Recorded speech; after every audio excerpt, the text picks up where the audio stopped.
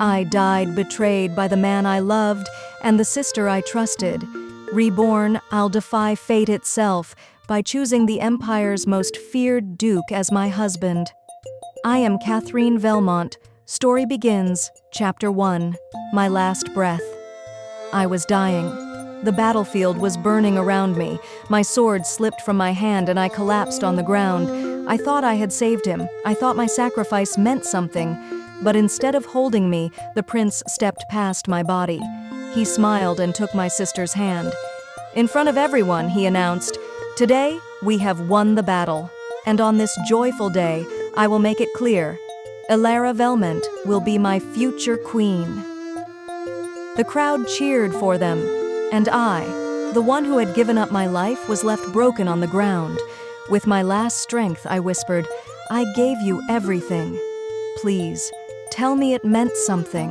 The prince looked at me, cold and heartless. "Something? You mean nothing.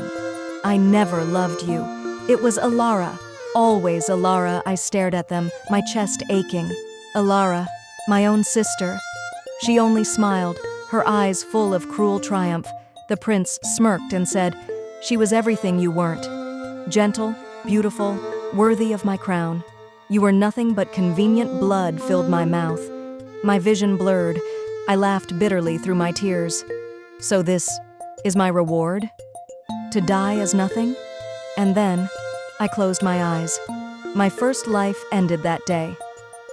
Chapter 2, Rebirth and Refusal. But when I opened my eyes again, I was not dead. I was lying in my own bed in my chamber before any of it had happened. I touched my face. My body was whole. My heart raced. No, this can't be. I died. I saw it. I heard his words. I looked in the mirror. It was me, young again. Before everything went wrong, I clenched my fists. I have been given another chance. And this time, I will not waste it on him. The very next day, my family was summoned to the royal hall.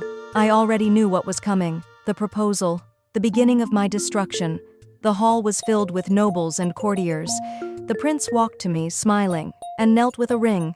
He said proudly, "Catherine Velmont, will you accept my hand and become my crown princess?" In my past life, I had said yes.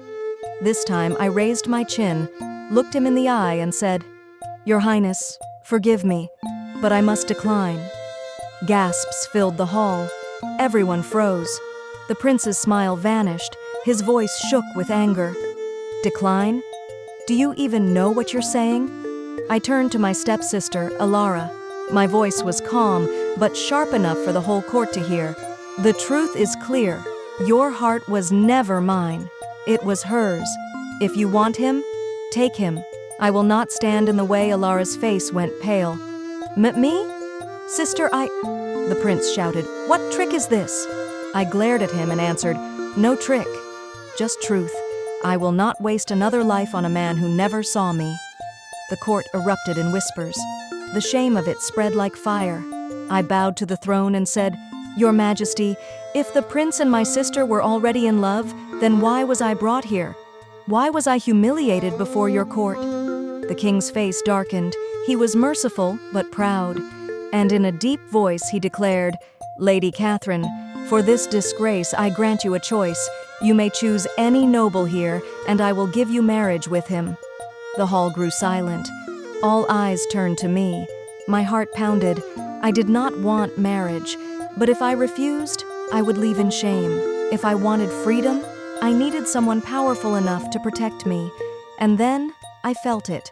A heavy presence, a cold gaze. He stood at the edge of the hall, the Northern Duke, tall, broad-shouldered, dark-haired, eyes like ice. He was the Empire's enemy, the one man who could stand against the crown. I took a breath, and with all my courage I said, "Your Majesty, I choose the Duke of the North." The hall exploded in chaos. Nobles shouted, ladies gasped, soldiers reached for their swords. The Duke stepped forward. His voice was deep, sharp as a blade. "Do you truly wish to marry a cold-blooded man who could destroy your kingdom?" My knees shook, but I forced the words out. "Yes, because I love you." The hall fell silent. Even the Duke froze, shocked by my sudden confession, and without waiting for anyone's reply, I turned and walked out. This time, I would write my own fate.